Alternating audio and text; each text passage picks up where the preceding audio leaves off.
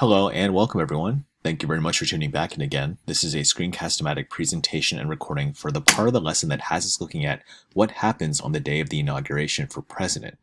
Before we get started, please let me encourage you to open up to today's lesson and to scroll down the correct section and to fill in the table chart boxes of the event and then provide a description of each event that happens on inauguration day. Let's get started. So it's official. Following Monday's Electoral College vote, Donald Trump will become the 45th President of the United States. A Republican-controlled Congress will vote to certify these results early next month, thus paving the way for Trump to be sworn in on January 20th, 2017. But here's what the President-elect's big day will look like, and this is true for any other president incoming as well. First is the morning worship service. The Inauguration Day's morning worship service is a tradition that started in 1933 with Franklin D. Roosevelt and his wife Eleanor, when they attended a church service at St. John's Episcopal Church in Washington, D.C. Since Roosevelt, all president-elects have attended morning worship services. Next is the procession to the Capitol.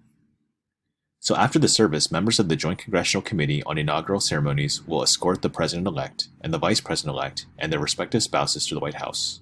The president-elect and the outgoing president will hold a brief meeting prior to the swearing-in ceremonies. The swearing-in ceremony. So the president's swearing-in has taken place at the west front of the Capitol since President Ronald Reagan in 1981. From here, President-elect Donald Trump will solemnly swear to faithfully execute the office of the President of the United States. Next is the inaugural address. Since George Washington, all presidents have been expected to deliver a speech. Some of the most memorable speeches are still quoted today, such as FDR's "Nothing to Fear but Fear Itself," and in 1961, John F. Kennedy's "Ask not what your country can do for you, ask what you can do for your country." Next is the departure of the outgoing president. Following the inaugural ceremony of the Capitol, the outgoing president and the First Lady will leave the Capitol. The president's departure begins with a little ceremony. The Obamas will continue their immediate post-presidential lives in Washington, D.C. Next is the inaugural luncheon. So once the newly elected president has taken the oath of office and delivered his speech, the Joint Congressional Committee on Inaugural Ceremonies hosts a luncheon in the U.S. Capitol's Statuary Hall.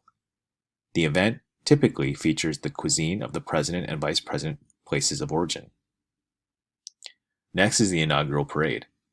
Following the conclusion of the luncheon, Trump and Vice President-elect Mike Pence will lead a procession of marching bands, citizens groups, and military regiments down Pennsylvania Avenue. The parade is organized by the Joint Task Force National Capital Region, and the Presidential Inaugural Committee select the parade's participants. And then finally, it's the inaugural ball. So the tradition of inaugural ball starts with George Washington in 1789, and in the days since, the ball has become the highlight of D.C. society, as tickets to get into the inaugural ball are highly coveted.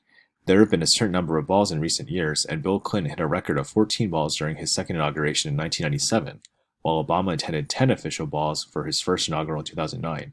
Trump will reportedly attend 2. So as you guys can see, Inauguration Day is quite the event, not just for an incoming president or for the outgoing president, but also for the country as a whole, as the peaceful transition of power is one of the hallmarks of our democracy. Thank you very much for tuning in, and good luck with completing the rest of the lesson.